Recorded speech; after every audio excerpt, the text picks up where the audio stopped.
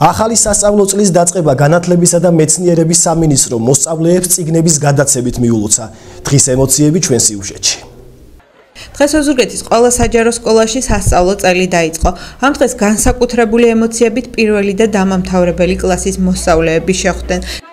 იწყება სასწავლო წელი, ვარ ძალიან ბედნიერი იმით, რომ მოვედი ვნახე ბავშვები, მასწავლებლები და ყველანაირად შევეცდები, რომ გავაგრძელო ჩემი წარმატებული სწავლა, უსურვებ ყველა წარმატებას.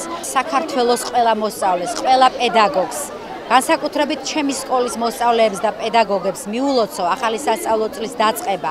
უსურვო წარმატებები პირად, საზოგადოებრივ შემოქმედებით საქმიანობაში და ყველას უსურვებ ერთად ერთმანეთის მხარდამხარ ვაშენოთ გაერთიანებული, გამთლიანებული და ფეხზე დამდგარი საქართველო. განათლებისა და მეცნიერების სამინისტროს ინიციატივით წელს ყველა მოსწავლეს სახელმძღვანელოები სახელმწიფოსაგან საჩუქრად გადაეცათ. პირველკლასელებმა კი წიგნებთან ერთად საჩუქრად ბუქებიც მიიღეს.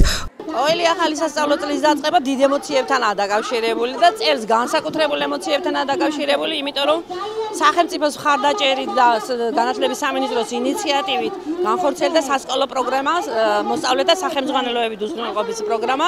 ახალი სასწავლო წლისთვის ოზურგეთში 12 საჯარო სკოლა გარემონტდა. 8000-მდე ბავშვმა კი სახელმძღვანელოები უფასოდ მიიღო.